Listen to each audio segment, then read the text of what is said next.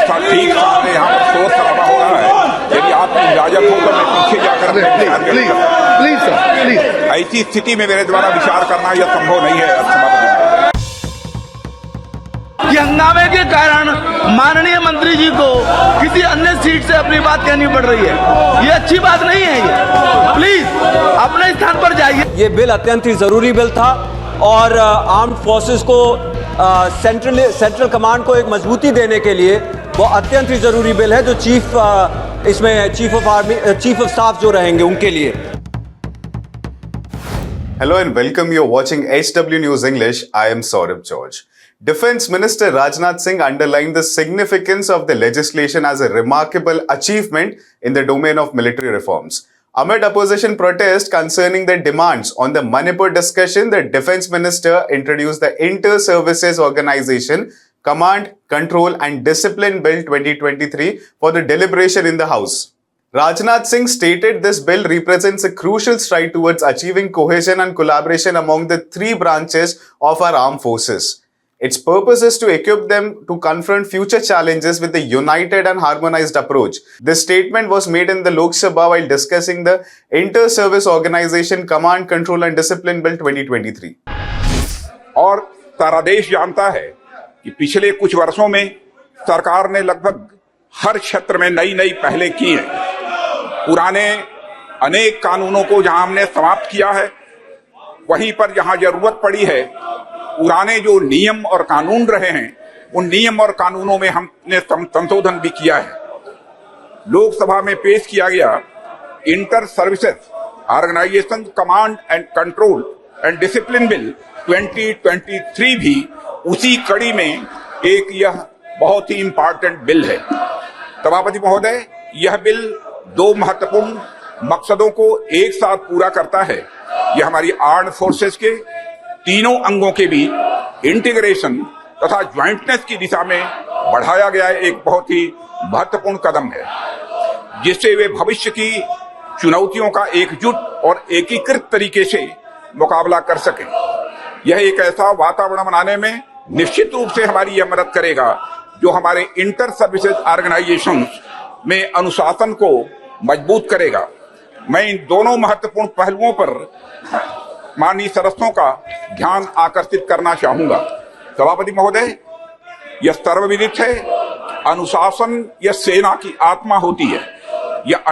यह उनके चरित्र और संकल्प को भी मजबूत करता है। यह आत्मविश्वास को बढ़ावा देने के साथ साथ एक यूनिट या इस्टेब्लिशमेंट के सैनिकों को एकजुट करने में भी मदद करता है। सभापति महोदय, इसलिए कभी किसी परिस्थिति में अनुशासनहीनता का कोई मामला सामने आता है तो उसके बारे में निर्णय जल्द से जल्द यह आवश्यक हो जाता है। Inter services organisation command, control and discipline bill 2023 किसी इंटर सर्विसेज ऑर्गेनाइजेशन में डिसिप्लिन बनाए रखने के लिए त्वरित कार्रवाई किए जाने का एक प्राविधान करता है। अध्यक्ष महोदय, वर्तमान में भारतीय सेना, नौसेना और हमारी वायुसेना के पर्सनल अपने रेस्पेक्टिव एक्ट अर्थात आर्मी एक्ट 1950, नेवी एक्ट 1957 तथा एयरफोर्स एक्ट 1950 और उसके तहत बनाए गए रूल्स एंड रेगुलेशंस के अनुसार गवर्न होते हैं।